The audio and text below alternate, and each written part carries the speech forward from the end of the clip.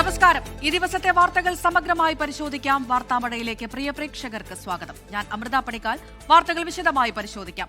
തിരുവനന്തപുരം പള്ളിച്ചലിൽ ശ്രീനാരായണ ഗുരുവിന്റെ പ്രതിമ തകർത്ത നിലയിൽ ഒരാൾ കസ്റ്റഡിയിൽ. റിനു ശ്രീധർ തിരുവനന്തപുരത്ത് നിന്ന് വിവരങ്ങൾ നൽകാനായി ചേരുന്നുണ്ട്. റിനു, ഇത് എപ്പോഴായിരുന്നു സംഭവം? ആരാണ് കസ്റ്റഡിയിലായത്? ഇങ്ങനെ ഒരു അക്രമത്തിന് പിന്നിലെ കാരണമെന്ത്? അമൃത, രാത്രി 8 മണിയോടുകൂടിയാണ് പള്ളിച്ചലിൽ സംഭവം ഉണ്ടാകുന്നത്. പള്ളിച്ചലിലെ 1019 നമ്പർ SNDP ശാഖയുടെ ഗുരുമന്ദിരത്തിലെ ഗുരുദേവന്റെ പ്രതിമയാണ് തകർത്തത്. രാത്രി 8 മണിയോടുകൂടി ഒരു ചെറുപ്പക്കാരൻ, യുവാവ് എന്ന് തോന്നിക്കുന്ന ഒരാൾ ഇതിനകത്തേക്ക് കയറുകയും തേങ്ങ കൊണ്ട് ശ്രീനാരായണ ഗുരുദേവന്റെ തലയിൽ അടിച്ചു പൊട്ടിക്കുകയും ചെയ്തു എന്നുള്ളതാണ് പറയുന്നത്. ഒരു ദൃക്സാക്ഷി ഉണ്ടായിരുന്നു. തുടർന്ന് പോലീസ് ഇയാളെ കസ്റ്റഡിയിൽ എടുത്തിട്ടുണ്ട് എന്നുള്ള വിവരമാണ് നമുക്ക് ലഭിക്കുന്നത്. സമയത്തോടുകൂടി എല്ലാ ദിവസവും ഈ വിശ്വാസികൾ ഇവിടെ എത്തി വിളക്ക് കൊളുത്താറുണ്ട്. വിളക്ക് കൊളുത്തിയതിനു ശേഷം കുറച്ചു നേരം ഈ ഗുരുമന്ദിരത്തിന്റെ കതക് തുറന്നിടുന്ന ഒരു സാഹചര്യമുണ്ട്. അങ്ങനെ തുറന്നിട്ടതിനു ശേഷം തൊട്ടടുത്ത കടകളിലേക്കൊക്കെ തന്നെ വിശ്വാസികൾ പോകുന്നു. ഈ സമയത്താണ് ഈ യുവാവ് ഇവിടേക്ക് എത്തി ഈ ഗുരുദേവന്റെ പ്രതിമയുടെ തലയിലേക്ക് തേങ്ങ അടിച്ചു പൊട്ടിച്ചത് എന്നുള്ളതാണ് നമുക്ക് ലഭ്യമാകുന്ന വിവരം. എന്തായാലും നരുവാമൂട് പോലീസ് യുവാവിനെ ചോദ്യം ചെയ്തു വരുന്ന ഒരു സാഹചര്യമാണ് നിലവിൽ ഉള്ളത്. കൂടുതൽ വിവരങ്ങൾ വരും നിമിഷങ്ങളിൽ നമുക്ക് ലഭ്യമാകും. അപർണ. ശരി, റിനു ശ്രീധറാണ് തിരുവനന്തപുരത്ത് നിന്ന് വിവരങ്ങൾ നൽകിയത്. ഇൻഡിഗോ വിമാനത്തിൽ വീണ്ടും ബോംബ് ഭീഷണി സന്ദേശം. ദിബ്രുഗഡിൽ നിന്ന് കൊൽക്കത്തയിലേക്ക് പുറപ്പെട്ട വിമാനത്തിന്റെ ശുചിമുറിക്കകത്ത് ലിപ്സ്റ്റിക് കൊണ്ട് എഴുതിയ നിലയിലായിരുന്നു ഭീഷണി സന്ദേശം. അർജുൻ പീതാംബരൻ ഡൽഹിയിൽ നിന്ന് വിവരങ്ങൾ നൽകാനായി ചേരുന്നുണ്ട്. അർജുൻ, നേരത്തെ ഈ ശുചിമുറിയിൽ ടിഷ്യൂ പേപ്പറിൽ എഴുതിയ നിലയിൽ ഒരു ഭീഷണി സന്ദേശം ഉണ്ടായിരുന്നു. ഇപ്പോഴത്തെ വീണ്ടും ലിപ്സ്റ്റിക് കൊണ്ട് എഴുതിയ രീതിയിൽ മറ്റൊരു സന്ദേശം കൂടി ലഭ്യമാകുന്നു. എന്താണ് ഇതിന് പിന്നിലെന്ന് കണ്ടെത്തിയോ? അമൃത, ഇന്ന് ഇൻഡിഗോ വിമാനത്തിൽ ഉണ്ടാകുന്ന രണ്ടാമത്തെ ബോംബ് ഭീഷണി സന്ദേശമാണിത്. ഇൻഡിഗോയുടെ 6C6894 എന്ന ദിബ്രുഗഡിൽ നിന്ന്, അസാമിലെ ദിബ്രുഗഡിൽ നിന്ന് കൊൽക്കത്തയിലേക്ക് പുറപ്പെട്ട വിമാനത്തിലാണ് യാത്രാ മധ്യേ തന്നെ ഈ ശുചിമുറിക്കകത്ത് ലിപ്സ്റ്റിക് കൊണ്ട് എഴുതിയ നിലയിൽ ബോംബ് ഭീഷണി സന്ദേശം കണ്ടെത്തിയത്. വിമാനം 7:40 കൊൽക്കത്തയിലെ വിമാനത്താവളത്തിൽ ലാൻഡ് ചെയ്തു. പിന്നീട് യാത്രക്കാരെ സുരക്ഷിതമായി പുറത്തിറക്കുകയും വിമാനം ഐസൊലേഷൻ ബേയിലേക്ക് മാറ്റി ഇപ്പോൾ പരിശോധന നടത്തിക്കൊണ്ടിരിക്കുകയുമാണ് ചെയ്യുന്നത്. നിലവിൽ ഇത് വ്യാജമാണോ എന്നുള്ള കാര്യം സ്ഥിരീകരിക്കപ്പെട്ടിട്ടില്ല. കാരണം ഇപ്പോഴും തിരച്ചിൽ തുടർന്നുകൊണ്ടിരിക്കുകയാണ്. വരും മണിക്കൂറുകളിൽ പക്ഷേ ഇതിനെ സംബന്ധിച്ച് കൂടുതൽ വിവരങ്ങൾ എയർപോർട്ട് അധികൃതർ നൽകും. യാത്രക്കാർ സുരക്ഷിതമാണ് എന്നുള്ള വിശദീകരണം നൽകിയിട്ടുണ്ട്. നേരത്തെ ഇൻഡിഗോയുടെ തന്നെ കൊൽക്കത്തയിൽ നിന്നും ഷില്ലോങ്ങിലേക്ക് പുറപ്പെടാനിരുന്ന വിമാനത്തിൽ ഇത്തരത്തിൽ ബോംബ് ഭീഷണി സന്ദേശം ശുചിമുറിക്കകത്തെ ഒരു ടിഷ്യൂ പേപ്പറിൽ നിന്ന് കണ്ടെത്തിയിരുന്നു. അത് പരിശോധിച്ച ശേഷം വ്യാജമാണ് എന്നുള്ള കാര്യം കൂടി കണ്ടെത്തിയിരുന്നു. എന്തുകൊണ്ടാണ് ഇത്തരത്തിൽ തുടർച്ചയായി വീണ്ടും ഒരു ഇടവേളയ്ക്ക് ശേഷം വീണ്ടും വിമാനങ്ങളിൽ ബോംബ് ഭീഷണി സന്ദേശങ്ങൾ വരുന്നത് എന്നുള്ള കാര്യത്തിൽ ഒരു അന്വേഷണം വൈകാതെ തന്നെ ഉണ്ടാകുമെന്നുള്ള കാര്യം തന്നെയാണ് ഇപ്പോൾ അറിയാൻ സാധിക്കുന്നത്. അമൃത. ശരി, അർജുൻ പീതാംബരനാണ് ഡൽഹിയിൽ നിന്ന് വിവരങ്ങൾ നൽകിയത്. പാറശാല KSRTC ഡിപ്പോയിലെ കെട്ടിടത്തിൽ നിന്ന് കോൺക്രീറ്റ് അടർന്നു വീണു. ടിക്കറ്റ് കൗണ്ടറിന് സമീപമാണ് അപകടമുണ്ടായത്. ആർക്കും പരിക്കില്ല. റിനു ശ്രീധർ വിവരങ്ങൾ നൽകും. റിനു, ആളപായമൊന്നും ഇല്ല എന്നുള്ളത് ആശ്വാസകരമായ ഒരു സംഭവം തന്നെയാണ്. പക്ഷേ ഇത്തരത്തിൽ കെട്ടിടത്തിന്റെ കോൺക്രീറ്റ് അടർന്നു വീണു എന്നൊക്കെ പറയുന്നത് വളരെ ഗുരുതരമായ ഒരു സംഭവം തന്നെയാണ്.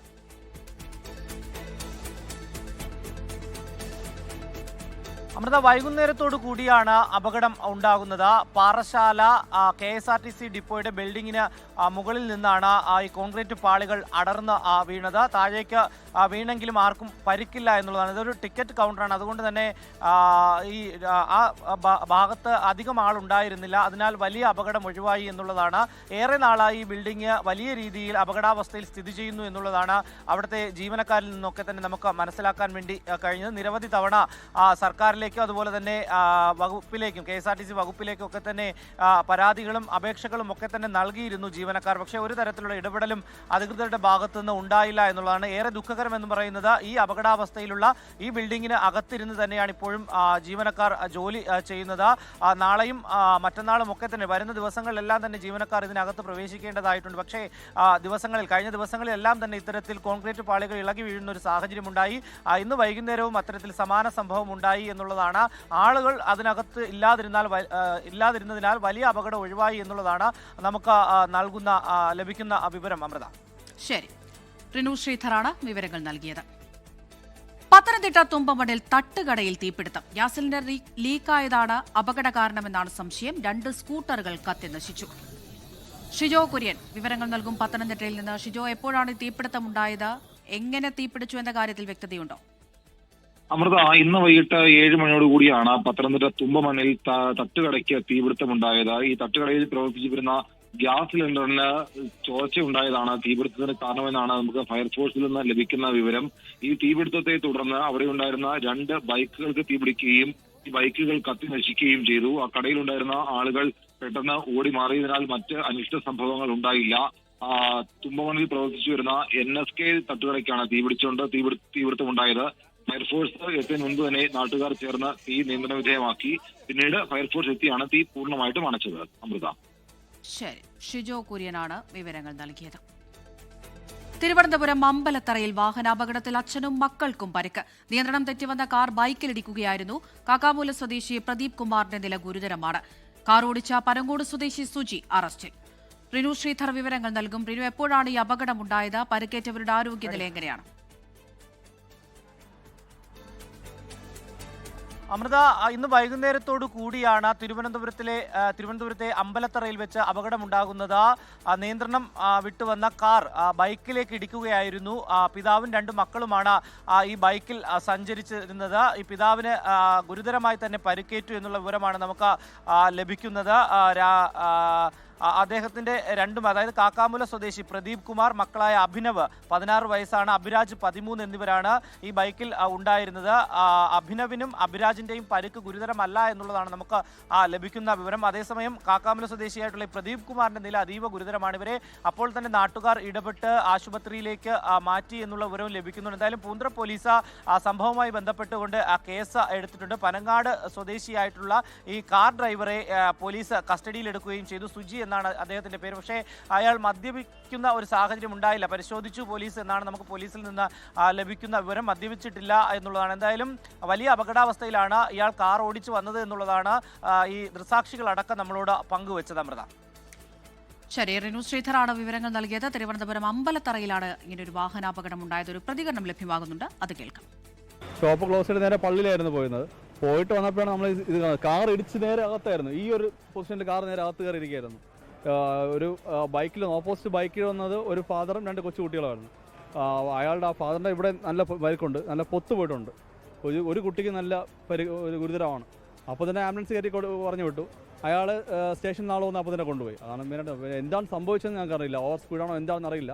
ചിലർ പറഞ്ഞാൽ മദ്യപിച്ചിട്ടുണ്ടെന്ന് പറയുന്നു. എന്താണെന്ന് കറക്റ്റ് അറിയില്ല. ശബരിമല യുവതീ പ്രവേശനത്തിലെ പുനഃപരിശോധനാ ഹർജികൾ സുപ്രീം കോടതി തിങ്കളാഴ്ച പരിഗണിക്കും. ചീഫ് ജസ്റ്റിസ് അധ്യക്ഷനായ 3-അംഗ ബെഞ്ചാകും ഹർജികൾ പരിഗണിക്കുക.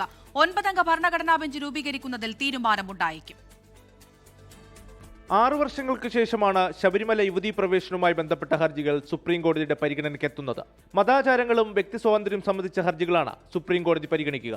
യുവതീ പ്രവേശനം അനുവദിച്ചുള്ള 5-അംഗ ഭരണഘടനാ ബെഞ്ച് വിധിക്കെതിരെ പുനഃപരിശോധനയടക്കം 67 ഹർജികൾ നിലവിൽ സുപ്രീം കോടതിയിലുണ്ട്.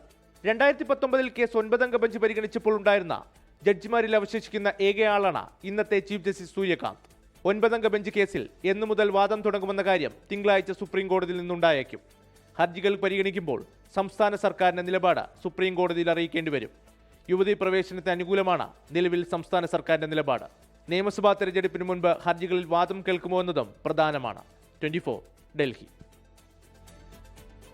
ശബരിമല യുവതീ പ്രവേശന കേസിൽ സർക്കാർ മുൻ നിലപാട് മാറ്റിയിട്ടുണ്ടെന്ന് NSS general secretary G Sukumaran Nair. ആ നിലപാട് താൽക്കാലികമാണോ സ്ഥിരമാണോ എന്ന് ഇതോടെ അറിയാം. NSS മാത്രമാണ് കേസിലെ കക്ഷി. കോടതിയിൽ സർക്കാർ എന്ത് പറയുമെന്ന് NSSന് പറയാൻ കഴിയില്ല എന്നും ജി സുകുമാരൻ നായർ പറഞ്ഞു. നിലപാട് മാറ്റി, അത് സ്ഥിരമായിട്ടും ഇതും പറഞ്ഞിട്ടുണ്ടല്ലോ. ഈ കേസിന് തീരുമാനമായിട്ടില്ല, സുപ്രീം കോടതിയുടെ 9-അംഗ ബെഞ്ചിൽ കിടക്കുകയാണ് എന്നും പറഞ്ഞല്ലോ. നിലപാട് മാറ്റി. നിലപാട് താൽക്കാലികമാണോ സ്ഥിരമാണോ എന്നുള്ള ഇതുകൊണ്ട് അറിയാം. നമ്മളിപ്പോ അതിനകത്ത് മെയിൻ കക്ഷി നമ്മളല്ലേ ഉള്ളൂ. പിന്നെ അതിനകത്ത് റിവ്യൂ കൊടുത്തിരിക്കുന്ന മറ്റുള്ളവര്. ശബരിമല സ്വർണ്ണക്കൊള്ള കേസിൽ സന്നിധാനത്തെ SITയുടെ തെളിവെടുപ്പ് പൂർത്തിയായി. വിവാദ സ്വർണ്ണപ്പാളികളിൽ നിന്ന് ദ്വാരപാലക ശില്പങ്ങളിൽ നിന്നും ശേഖരിച്ച സാമ്പിൾ ശാസ്ത്രീയ പരിശോധനയ്ക്കായി ജംഷഡ്പൂരിലേക്ക് അയക്കും. SIT അന്വേഷണം അന്തിമഘട്ടത്തിലെന്ന് സംസ്ഥാന പോലീസ് മേധാവി റവാഡ ചന്ദ്രശേഖർ പ്രതികരിച്ചു. സന്നിധാനത്ത് ശ്രീകോവിലിനു ചുറ്റുമുള്ള സ്വർണ്ണപ്പാളികൾ, ദ്വാരപാലക ശില്പങ്ങൾ എന്നിവയിൽ നിന്നാണ് പ്രധാനമായും അന്വേഷണ സംഘം സാമ്പിളുകൾ ശേഖരിച്ചത്. വലിയ ഭാഗങ്ങളാണ് സ്വർണ്ണപ്പാളികളിൽ നിന്ന് മുറിച്ചത്. ഓരോ പാളികളിൽ നിന്നും 3 സാമ്പിളുകൾ വീതം ശേഖരിച്ചു. പരിശോധന 2 ദിവസം നീണ്ടുനിന്നു. പാളികളിലെ സ്വർണത്തിന്റെ കൃത്യമായ അളവ് തിട്ടപ്പെടുത്തുന്നതിനോടൊപ്പം അവയുടെ കാലപ്പഴക്കം ശാസ്ത്രീയമായി നിർണ്ണയിക്കുക എന്നതാണ് ഈ പരിശോധനയുടെ പ്രധാന ലക്ഷ്യം. സാമ്പിൾ ശാസ്ത്രീയ പരിശോധനയ്ക്കായി ജാംഷഡ്പൂരിലേക്ക് അയക്കും. ശാസ്ത്രീയ പരിശോധനയുടെ റിസൾട്ട് വരുന്ന മുറയ്ക്ക് കോടതിയിൽ കുറ്റപത്രം സമർപ്പിക്കാനാണ് SITയുടെ നീക്കം. അതേസമയം SIT അന്വേഷണം അന്തിമഘട്ടത്തിലെന്നാണ് സംസ്ഥാന പോലീസ് മേധാവി റവാദ ചന്ദ്രശേഖറിന്റെ പ്രതികരണം. നന്നായിട്ട് ജോലി ചെയ്യുന്നുണ്ട്, നല്ലപോലെ അന്വേഷിക്കുന്നതാണ്. അതിന്റെ ഹൈക്കോടതി അതിന് പ്രോപ്പറായിട്ട് സൂപ്പർവൈസിംഗ് പോകുന്നു. കേസിൽ CBI അന്വേഷണം വേണമെന്ന പ്രതിപക്ഷ ആവശ്യത്തിന് CPIM സംസ്ഥാന സെക്രട്ടറി MB ഗോവിന്ദന്റെ പ്രതികരണം ഇങ്ങനെ: നിങ്ങൾ CBI അന്വേഷണമാണെന്ന് പറയാണ്. നിങ്ങൾ ഈ അടുത്ത കാലത്ത് ഒരു 5 CBI കേസ് കൈകാര്യം ചെയ്തത് സംബന്ധിച്ച് എന്തെങ്കിലും ഒരു നേട്ടം നേടിയതായി പറയാൻ സാധിക്കുമോ എന്ന് ചോദിച്ചോളൂ. നമ്മളെല്ലാം മനസ്സിൽ ഈ CBI കേസ് മമ്മൂട്ടി കേസാണ്. അമ്മാതിരി കേസിനെ പറ്റിയാണ് ഇവർ ധരിച്ചു വെച്ചിട്ടുള്ളത്. അപ്പോൾ ഒന്നും പറയാനില്ല, വെറുതെ ഇങ്ങനെ പറഞ്ഞുകൊണ്ടിരിക്കുക. സ്വർണ്ണപ്പാളിയുടെ അളവിലും തൂക്കത്തിലും അന്വേഷണ സംഘത്തിന് ചില സംശയങ്ങളുണ്ടെന്നാണ് വിവരം. 24 പത്തനംതിട്ട. 5 കുരുന്നുകൾക്ക് പുതുജീവനേകി 10 മാസം പ്രായമുള്ള ആലിൻ ഷെറിൻ എബ്രഹാം മടങ്ങുന്നു. ആലിന്റെ വൃക്കകളും കരളും മറ്റ് 2 കുട്ടികളിൽ മാറ്റിവെക്കുന്ന ശസ്ത്രക്രിയ പൂർത്തിയായി. വാഹനാപകടത്തിൽ മസ്തിഷ്ക മരണം സംഭവിച്ച ആലിന്റെ ഹൃദയവാൽവും നേത്രപടലങ്ങളും ദാനം ചെയ്തിരുന്നു. ആലിൻ ഷെറിൻ എബ്രഹാം 10 മാസം പ്രായമുള്ള കുഞ്ഞുമാലാഖ ലോകം വിട്ടുപോയെങ്കിലും 5 പേരിൽ പുതുജീവനായി തുടിക്കും.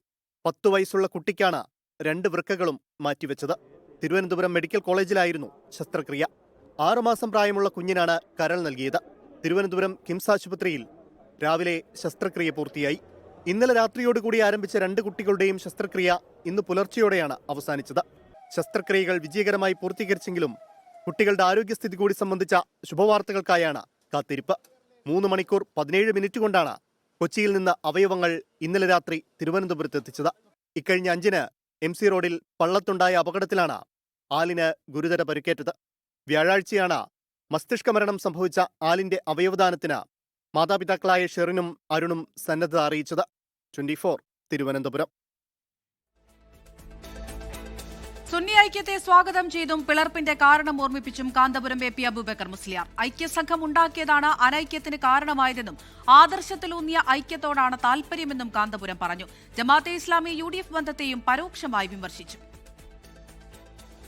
സമസ്തയിൽ നിന്ന് വിട്ടുപോയവർ തിരികെ വരണമെന്ന് EK സമസ്ത പ്രസിഡന്റ് ജിഫ്രി മുത്തുക്കോയ തങ്ങൾ പറഞ്ഞതോടെയാണ് ഐക്യ ചർച്ചകൾ വീണ്ടും സജീവമായത്. സമസ്ത കേരള ജമിയത്തുൽ ഉലമയിൽ നിന്നും വിട്ടുപോയ ഏതെല്ലാം സുന്നി സംഘടനകളുണ്ടോ അവരൊക്കെ മാതൃസംഘടനയിലേക്ക് മടങ്ങി വരണം. ഐക്യം അനിവാര്യതയാണെന്നായിരുന്നു ഇതിനോട് കാന്തപുരത്തിന്റെ പ്രതികരണം. എന്നാൽ ഭിന്നിപ്പിന്റെ കാരണം ഓർമ്മിപ്പിച്ച കാന്തപുരം ഞങ്ങൾ സമസ്തയിൽ നിന്ന് പുറത്തുപോയിട്ടില്ലെന്നും പുതിയതായി മെമ്പർഷിപ്പ് എടുത്തവർക്ക് അതറിയില്ലെന്നും ജിഫ്രി തങ്ങൾക്ക് മറുപടി നൽകി. വഹാബി മൗദൂദികളുമായി ചേർന്ന് ഐക്യസംഘമുണ്ടാക്കിയതാണ് ഐക്യം തകരാൻ കാരണമെന്നും കാന്തപുരം ഓർമ്മിപ്പിച്ചു. ഐക്യവും ഒറ്റക്കെട്ടായ ജീവിതവും തകർക്കുന്ന ഒരു അനൈക്യ പ്രവർത്തനമായിരുന്നു ഐക്യം എന്ന പേരിൽ ഇവിടെ നടന്നത്.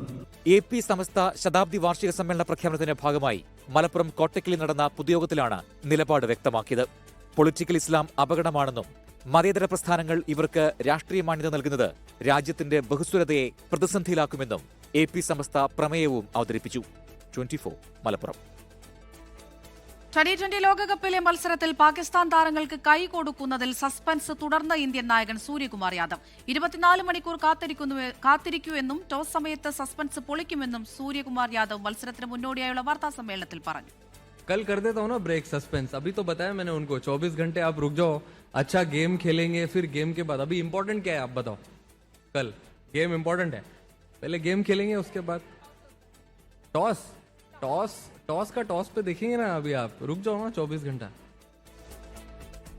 ഇന്നത്തെ വാർത്താമഴ പൂർണ്ണമാവുകയാണ്. നമസ്കാരം. ലോകത്തെവിടെയായാലും ഏത് സമയത്തും 24 വാർത്തകളും ഓഗ്മെന്റഡ് റിയാലിറ്റി പാക്കേജുകളും എക്സ്പ്ലെയിനറുകളും വിശദമായി കാണാൻ ഞങ്ങളുടെ YouTube ചാനൽ നിങ്ങൾക്ക് സബ്സ്ക്രൈബ് ചെയ്യാം.